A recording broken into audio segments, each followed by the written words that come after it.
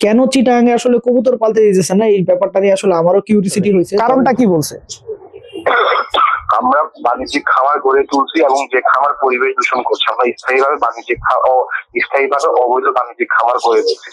তো দর্শকবৃন্দ, আপনারা জাস্ট একটা জিনিস ভাইবা দেখেন যে কবুতর পালাটা বলতেছে কি যে পরিবেশ দূষণ, কবুতর পালাটা পরিবেশ দূষণ দেখায়া একটা লোকের কবুতর পালাই বন্ধ করে দিতেছে। ভাবা যায় সে কবুতর কেন পালবে, এই কবুতরের এটা ধরে ভাইয়া তার বাসা পর্যন্ত ক্যান্সেল করে দিছে।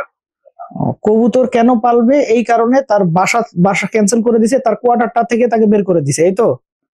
হ্যাঁ হ্যাঁ হ্যাঁ। দর্শকবৃন্দ, আপনাদের কারো কি কিছু বলার আছে? কিছু বলার থাকলে বলেন, আমি শুনি। অল্প কিছু কবুতর সেল আউট করে দিয়ে আমি 4-5টা মুরগি কিনে আনছিলাম, যে মুরগিগুলো ডিম পাড়তো এবং ওই ডিম বেচে আমি আমার কবুতরের খাবারের টাকা জোগাড় করতাম। আসসালামু আলাইকুম দর্শকবৃন্দ, কি অবস্থা সবার, কেমন আছেন আপনারা? আপনাদের সবাইকে আমাদের নতুন একটা ভিডিওতে স্বাগতম। তো দর্শকবৃন্দ, আমাকে একজন লোক আসলে আমার ফেসবুক পেজে ইনবক্সে আমাকে নক দিয়ে আসলে বলে যে চিটাগাঙে উনি কোন একটা জায়গায় থাকে, যে উনাদের ওখানে নাকি আপনার কবুতর পালতে দিতেছে না, এমনকি ম্যাজিস্ট্রেট আইসা নাকি আপনার কবুতর পালাটা টোটাল কবুতরের যে খাঁচা টাচা আছে এগুলো সব সরায় ফেলতে বলছে। কেন চিটাগাঙে আসলে কবুতর পালতে দিতেছে না, এই ব্যাপারটা নিয়ে আসলে আমারও কিউরিসিটি হয়েছে। তো আমি ভাইয়ার কাছে ভাইয়ার নাম্বারটা চাইছি, এখন একটু ভাইয়ার সাথে কথা বলবো এই বিষয়ে, আসলে ঘটনাটা কি। তো চলেন ভাইয়াকে আগে ফোন দেই সময় নষ্ট না করে। হ্যাঁ,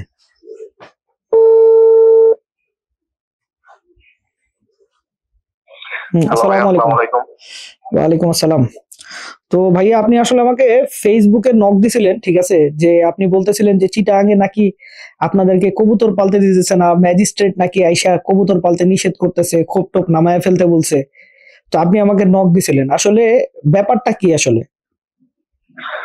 ভাইয়া আমি হচ্ছে যে একজন স্টুডেন্ট। হ্যাঁ ভাইয়া, আমি চট্টগ্রাম আপনার বন্দর থানা পোর্ট কলোনি এলাকায় থাকি।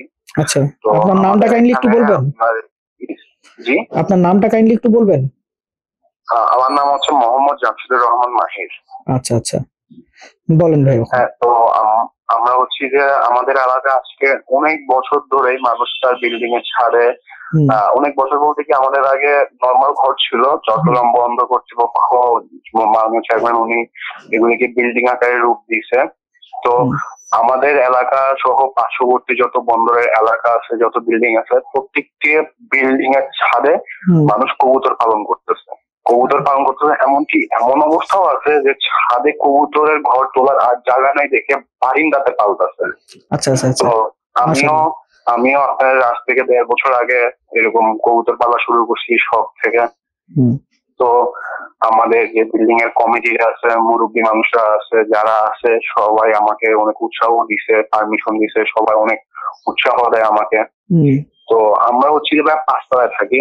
আচ্ছা, তো আমাদের উপরের তলায় আরো 2টা বাসা আছে, ওখানে একটা বাসা খালি ছিল এবং একটা বাসা মানুষ ছিল, সেও কবুতর পালতো আমার সাথে। আচ্ছা, তারও একটা ঘর ছিল ওখানে।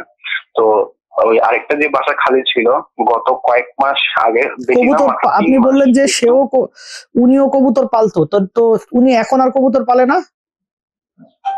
না, ওনার তো বাসা ক্যান্সেল করে দিছে ভাইয়া। যে নতুন লোক আসছে, সে নতুন লোক এই 3 মাসের ভিতর সে কবুতর কেন পালবে, এই কবুতরের এটা ধরে ভাইয়া তার বাসা পর্যন্ত ক্যান্সেল করে দিছে। কবুতর কেন পালবে এই কারণে তার বাসা ক্যান্সেল করে দিছে, তার কোয়ার্টারটা থেকে তাকে বের করে দিছে, এই তো? হ্যাঁ হ্যাঁ হ্যাঁ। আপনারা একবার ভেবে দেখেন, ঠিক আছে, শুধুমাত্র কবুতর পালবে দেখা এইখানেও মনে করেন তার যে সরকারি পর্যায় থেকে তাকে যে আসলে বাসা দেওয়া হয়েছে, সেই বাসা থেকে পর্যন্ত বের করে দেওয়া হয়েছে। একবার চিন্তা করেন। হ্যাঁ, তারপরে যদি বলতেন ভাইয়া। তো ভাইয়া আমি হচ্ছে যে আমার খুবই মুরব্বী একজন মানুষ, আমার আব্বুরা চাকরি আছে 1 বছর পর, এবং 1 বছর পরে আমরা হচ্ছে আমাদের গন্তব্যে চলে যাবো এসব সরকারি কোয়ার্টার ছেড়ে। আচ্ছা, তো আমার আব্বুকে হচ্ছে যে লাস্টে একটু আমাদের সাথে আমাদের যখন কথা কাটাকাটি হয়েছে, একটু ঝামেলা হয়েছে, তখন মিটিং ডাকছে কমিটিরা। ওই মিটিং এ আমার বাবাকে নিয়ে বসাই দিল। তো বাবাকে নিয়ে বসানোর পরে ওখানে কমিটির লোকেরাও একটা সমাধানে আসছে, ওরাও সবাই আমার পক্ষে কথা বলতে যে অত কারো ক্ষতি করে নাই কিংবা কিছু করে নাই। তো তারা একটা সিদ্ধান্ত দিচ্ছে, তুমি তোমার যে কবুতরের ঘরটা আছে সেটা সরিয়ে অন্য পাশে নিয়ে যাও। আচ্ছা, আমি ওই কবুতরের ঘরটা অন্য পাশে নিয়ে গেছি তাদের কথা মতে। আচ্ছা, হ্যাঁ, আচ্ছা তো তাও তাও সে মানে কতটুকু হিংসা থেকে ভাই আমি জানি না, শুধু কি হিংসা না অন্য কিছু, সে শেষ পর্যন্ত আমাকে চট্টগ্রাম বন্দর যে ম্যাজিস্ট্রেট আছে তার কাছ থেকে রিপোর্ট আনাইছে। হ্যাঁ সে আমাদেরকে নোটিশ দিয়ে গেছে যাতে আমরা তার সাথে দেখা করি। আচ্ছা আচ্ছা এবং ভাইয়া মানে যে লাস্ট বর্ষাকাল ছিল তখন ধরেন যে খাবারের দাম, গমের দাম উঠে গেছিল প্রায় 60 টাকা কেজি। তো আমি একজন ছাত্র মানুষ ভাইয়া, আমি পড়ালেখার পাশাপাশি শখের কারণে পারি, আমার পক্ষে তো সম্ভব না এতগুলো টাকা আমার পাচ্ছে। তখন 120 থেকে 100 টাকার মতো শুধু খাবারের দাম পেত। তো আমি হচ্ছে যে অল্প কিছু কবুতর সেল আউট করে দিয়ে আমি 4-5টা মুরগি কিনে আনছিলাম, যে মুরগিগুলো ডিম পাড়তো এবং ওই ডিম বেচে আমি আমার কবুতরের খাবারের টাকা জোগাড় করতাম। আচ্ছা আচ্ছা। তো ভাইয়া তখন আমি হচ্ছে ভাইয়া যাতে কারোর কোনো সমস্যা না হয়, কারোর যাতে কষ্ট না হয়, কোনো প্রকার যাতে গন্ধ না আসে, আমি প্রতি 2 দিন অন্তর অন্তর অন্তর আমি সকাল 7টা বাজে ঘুম থেকে উঠে গিয়ে আমি ছাদ পরিষ্কার করতাম, কবুতরের ঘর পরিষ্কার করতাম। আচ্ছা, এখন উনাদের লাস্ট অবজেকশনটা কি? এখন অবজেকশনটা কি, ইস্যুটা কি, কেন আপনাকে আসলে এভাবে বের করে দিল? ভাইয়া সেটা তো আমাদের সবারই প্রশ্ন ভাইয়া, 1.5 বছর পরে আমরা না, আপনাদেরকে যে পুলিশ ডাকছে, ঠিক আছে, আপনি আমার কথা শুনেন, আপনাদেরকে যে পুলিশ এই বিষয়ে ডাকলো, ঠিক আছে, তো উনি কজটা কি দেখাইছে, আসলে কারণটা কি বলছে? আমরা বাণিজ্যিক খামার গড়ে তুলছি এবং যে খামার পরিবেশ দূষণ করছে, আমরা স্থায়ীভাবে অবৈধ বাণিজ্যিক খামার গড়ে তুলছি। তো দর্শকবৃন্দ, আপনারা জাস্ট একটা জিনিস ভাইবা দেখেন, যে কবুতর পালাটা বলতেছে কি যে পরিবেশ দূষণ, কবুতর পালাটা পরিবেশ দূষণ দেখায়া একটা লোকের কবুতর পালাই বন্ধ করে দিতেছে, ভাবা যায়? আচ্ছা, তারপরে বলেন তো ভাইয়া, তারপরে শেষে এখন কি অবস্থা, লাস্ট আপডেট কি?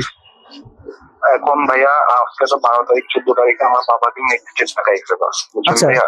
আচ্ছা, তখন আমি জানি না আমাদের কি ম্যাজিস্ট্রেট মহোদয় আমাদের বলছে যে এটার প্রয়োজনীয় উনি কথা বলবে এসব ব্যাপার নিয়ে। আমি জানি না ম্যাজিস্ট্রেট মহোদয় কি উদ্যোগ নিচ্ছে অথবা আমাদেরকে কি সিদ্ধান্ত দিবে।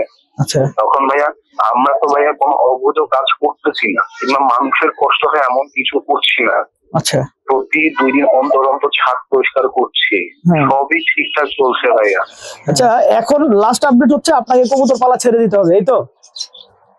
এখন ভাইয়া 14 তারিখ এরকমই, সবকিছু সিচুয়েশন এরকমই। এখন 14 তারিখে ম্যাজিস্ট্রেটকে যদি আমরা কনভিন্স করতে পারি, ম্যাজিস্ট্রেট ম্যাম যদি আমাদের উপর কোনোভাবে যদি একটু বলে চেষ্টা করে যে আমরা এটা শখের কারণে পালতেছি, কোনো বাণিজ্যিক খামার না এবং এটা পরিবেশ দূষণ করছে না, উনি যদি যদি এইটাতে যদি দেখতে আসেন, নিজে যদি এটাকে যদি আপনার মানে উনি যদি সশরীরে যদি আসে, তাহলে যদি কোনো একটা উপায় হয় আর কি। আচ্ছা, তো ভাইয়া আসলে আমরা তো আসলে এই ঘটনাটা শুধুই আসলে সবার সামনে তুলে ধরতে পারবো, ঠিক আছে, জাস্ট এতটুকুই পারবো। তো আমি আপনার ফোনটা এখন একটু রাখতেছি, হ্যাঁ, ফোনটা রেখে আমি একটু দর্শকদের সাথে একটু কথা বলি, হ্যাঁ? ওকে, ঠিক আছে ভাইয়া, ঠিক আছে। ওকে ভাই, আসসালামু আলাইকুম। তো দর্শকবৃন্দ, আপনাদের কারো কি কিছু বলার আছে? কিছু বলার থাকলে বলেন, আমি শুনি। আমি আসলে নির্বাক, এটা আসলে আমি জানি না কবুতর পালন কিভাবে আসলে পরিবেশ দূষণ হয়। আর একটা কবুতর, আমার তো মনে হয় যে আমার যে বাসায় আপনার 200-300 কবুতর আছে, ঠিক আছে, এটাও তো বাণিজ্যিক খামার বলা যাবে না, শখের খামার। তো উনার কাছে উনার কথায় যতটুকু বুঝতে পারলাম, উনার বাসায় কবুতর হাইয়েস্ট গেলে আপনার 20-25টা কবুতর আছে। 20-25টা কবুতর পালা কি ভাই অন্যায়? তো ভিডিওটা আমি এখানে শেষ করছি। তো আল্লাহ সবাইকে ভালো রাখুক, 5 ওয়াক্ত নামাজ পড়ার তৌফিক দান করুক। আসসালামু আলাইকুম।